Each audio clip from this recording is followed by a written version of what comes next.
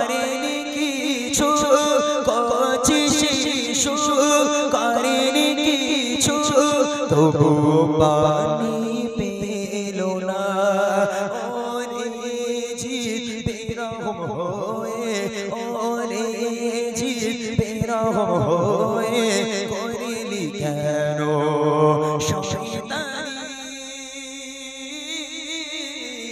ও সখিনা আর কে ধোনা ও সখিনা আর কে ধোনা ফেলো না তুমি চোখের পানি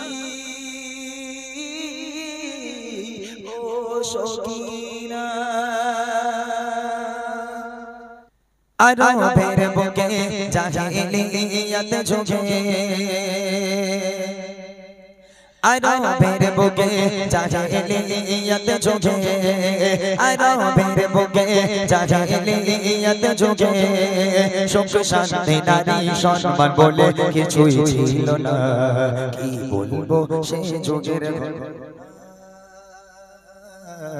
কি বলবো সে যুগের ঘটনা আরো বের বুকে জাহিলিয়ত ঝুঁকে আরো বের বুকে জাহিলিয়ত ঝুঁকে সুখ শান্তি নারী সম্মান বলে কিছুই ছিল না কি বলবো সে যুগের ঘটনা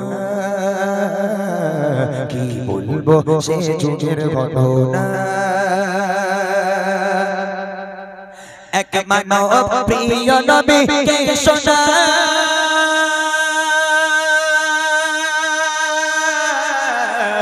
ডুবে আছি হে নবী আমি গুনাহ এক মানব প্রিয় নবী কে শোনা ডুবে আছি হে নবী আমি গুনাহ কি হবে আমার উপায় বলেন হে নবী আমায় কি হবে আমার উপায় বলেন হে নবী আমায় পাবো কি ক্ষমা আমি নাকি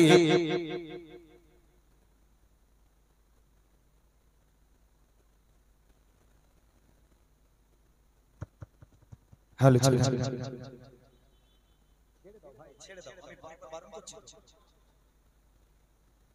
একটু ছেড়ে বলেছি তো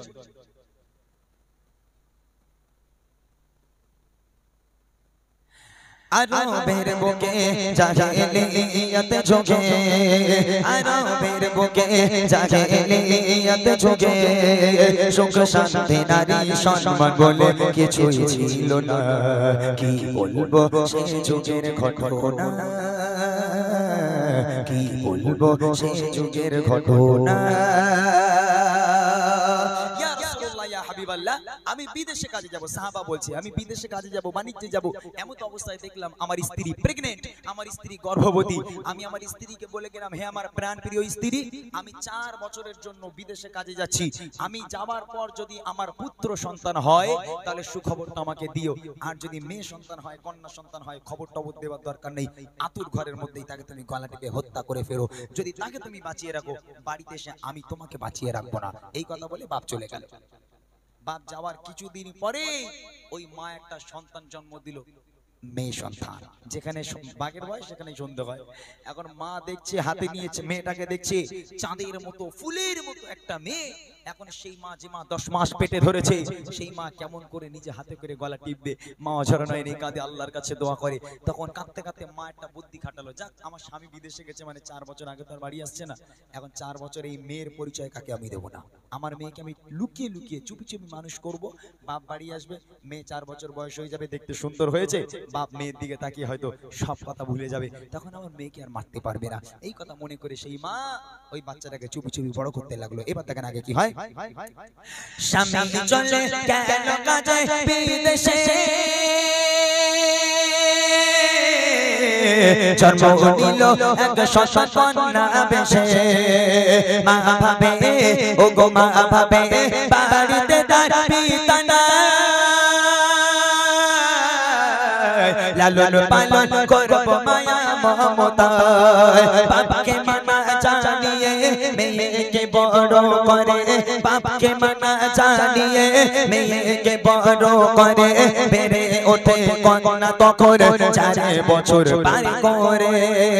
খেলছে কচি শিশু এসে খেলে আঙিনায়, খেলছে কচি শিশু এসে খেলে আঙিনায়। মা ভয়ে মরে স্বামী এলে বাঁচিয়ে রাখবে না, কি বলবো সেই যুগের ঘটনা, কি বলবো সেই যুগের ঘটনা। মেয়ের বয়স হয়ে গেল 4 বছর, এখন মেয়ে উঠোনে খেলা করছে, হাসছে খেলছে দৌড়দৌড়ি করছে। এমন অবস্থা সেই বিদেশের বাপ বাড়ি এলো, একদম যেই বাড়ির মেন দরজায় পা রেখেছে দেখছে সামনে খেলা করছে একটা ফুলের মতন চাঁদের মতন মেয়ে। বাপের মাথা গেল খোঁচে, আমার বাড়িতে মেয়ে, এ কার মেয়ে, আমার বাড়িতে মেয়ে সন্তান কেন? এই কথা ভাবতে ভাবতে এখন মেয়ে দৌড়ে দৌড়ে এসে আব্বারে জড়িয়ে ধরেছে। আব্বা, আব্বা আপনি ভালো আছেন আব্বা? কতদিন আপনাকে দেখিনি আব্বা, মায়ের মুখে আপনার কত কথা শুনেছি আব্বা। আব্বা আমার জন্য কি একটু আপনার কষ্ট হয় না? যেই বাপ বলে ডেকেছে, বাপ পুরো রেগে আগুন, মেয়েকে এক ধাক্কা দিয়ে সরে ফেলিয়ে দিয়ে একদম বাপ দরদর করে চলে গেল ঘরের মধ্যে, স্ত্রীর সঙ্গেও কথা বললো না। এইভাবে একদিন চলে যায়, 2 দিন চলে যায়, কারোর সঙ্গে কোনো কথা নেই, বাপ রেগে আগুন।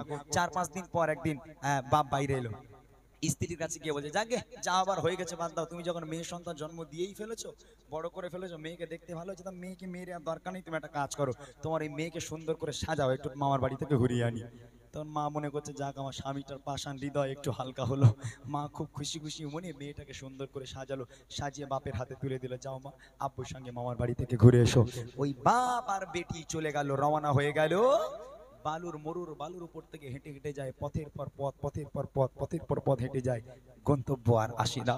ওই মেয়ে চিৎকার করে আব্বা আমি আর হাঁটতে পারি না আব্বা, আব্বা পা ফেটে রক্ত বার হয়, পিপাসায় কলিজাটা ফেটে যায় আব্বা, আমি একবার হাঁটতে পারবো না আব্বা, আপনি আমাকে একটু পানি দেন, নইলে আপনার মেয়ে হয়তো আর বাঁচতে পারবে না আব্বা, আব্বা একটুখানি পানি দেন। পানি পানি করে মেয়ে কান্নাকাটি শুরু করে দেয়। বাপ মেয়ের দিকে আর ফিরেও তাকায় না, হাত ধরে টানতে টানতে মরুর বালুর উপর থেকে মেয়েকে টেনে টেনে নিয়ে যাচ্ছে। এবার দেখেন কি হয়।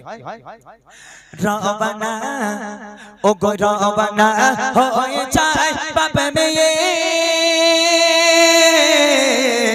আনন্দে চলে মেয়ে তার বাপ পেয়ে, মরুর বালুর ওপার দিয়ে হেঁটে যায়, বলে আবু বলো আমরা যাচ্ছি কোথায়, আমি চলতে আর পারি না, পিপাসায় কলিজা খানা, চলতে আমি পারি না, পিপাসায় কলিজা খানা ফেটে যায়, আবু আমায় বাড়ি নিয়ে চলো না, কি পাষাণের হৃদয় তার শোনে না কথা, কি পাষাণের হৃদয় তার শোনে না কথা, আবু আবু বলে কাঁদে মেয়ে ফিরেও দেখে না, কি বলবো সেই যুগের ঘটনা, কি বলবো সেই যুগের ঘটনা। আহা, মেয়ের দিকে বাপ ফিরেও আর দেখে না, মেয়ে পানির পিপাসায় ছটফট করছে, আব্বা আব্বা একটুখানি পানি দাও, আব্বা আব্বা একটু পানি দাও, ফিরেও দেখে না। মেয়ের হাত ছেড়ে দিল, মেয়ে এক জায়গায় দূরে দাঁড়িয়ে আছে, বাপ ওখান থেকে বেশ কিছুটা দূর পর্যন্ত চলে গেল, গিয়ে মেয়ে দূর থেকে দাঁড়িয়ে দাঁড়িয়ে দেখছে তার বাপ যেন কিছু একটা কাজ করছে। তখন বাপ মেয়ে মনে করছে ও তাহলে আমার আব্বা হয়তো কাজের জন্য এসেছে, তাই আমাকে নিয়ে এসেছে। মেয়ে চুপচাপ দাঁড়িয়ে দাঁড়িয়ে দেখছে, বাপ গর্ত খুঁড়ছে, বালি সরিয়ে সরিয়ে গর্ত খুঁড়ছে, গর্ত খুঁড়তে খুঁড়তে খুঁড়তে খুঁড়তে বাপ নিজেই গর্তের মধ্যে নেমে গেল, নেমে তারপরেও গর্ত করে, আর মেয়ে দূর থেকে দাঁড়িয়ে দাঁড়িয়ে দেখছে তার বাপ গর্তের মধ্যে নেমে গর্ত খুঁড়ছে, আর বাপের মাথায় কপালে হাতে সারা শরীরের ঘামগুলো টপিয়ে টপিয়ে নিচেই পড়ে। কন্যা সন্তান বাপের প্রতি একটু ভালোবাসা বেশি হয়, ওই মেয়ে বাপের এই ঘাম দেখতে সহ্য করতে না পেরে ওখান থেকে এক ছুট দিয়ে বাপের কাছে গেল, গিয়ে মেয়ে নিজের জামা দিয়ে, ওই 4 বছরের বাচ্চা নিজের জামা দিয়ে বাপের ঘামটা মুছে, কপালের ঘামটা মুছে, হাতের ঘামটা মুছে, আর ওই বাপ ওই মেয়েকে গর্তের মধ্যে পুঁতবে বলে গাড্ডা খোঁড়ে, বাপ গাড্ডা খোঁড়ে আর মেয়ে বাপের ঘাম মুছে। আহা, এক মানুষ সমান গাড্ডা খোঁড়া হয়ে গেল, গর্ত খোঁড়া হয়ে গেল। এইবার বাপ গাড্ডা থেকে গর্ত থেকে উপরে উঠে মেয়েটাকে মারতে মারতে এক ধাক্কা দিয়ে গর্তের মধ্যে ফেলে দিল। মেয়ে চিৎকার করে, আব্বা আব্বা কি দোষ আমার আব্বা, আব্বা আপনি এমন করছেন কেন আব্বা, আব্বা আপনি আমাকে মারছেন কেন আব্বা, আমাকে গর্তে কেন ফেললেন আব্বা, আমি কি এমন দোষ করেছি আব্বা, আব্বা আমি আর কোনোদিন পানি খেতে চাইবো না, আপনাকে পানির জন্য বলেছি বলে আপনি রেগে গেছেন আব্বা, আমাকে গর্তের মধ্যে ফেলে দিলেন, আমি কথা দিলাম কখনো আপনার কাছে আর পানি চাইবো না আব্বা, আব্বা দয়া করে আপনি আমাকে মারবেন না, ছেড়ে দেন। বাপ মেয়ের কোনো কথা শুনি না, বাপ গর্তে ভর্তি করতে থাকে, মাটিগুলো গর্তের মধ্যে ফেলতে থাকে। মাসুম বাচ্চা চিৎকার করে, চেঁচামেচি করে, আব্বা আব্বা বলে কাঁদে, মা মা বলে কাঁদে, আব্বা আপনি আমাকে ছেড়ে দেন আব্বা, আব্বা আপনি আমাকে মারবেন না। আজকে গাড্ডা মাটি ভর্তি করতে করতে মেয়ের গলা পর্যন্ত মাটির তলায় ঢুকে গেল। সুন্দর চাঁদের মতো ফুলের মতো একটুখানি একটা মুখ মাটির উপরে ভেসে আছে।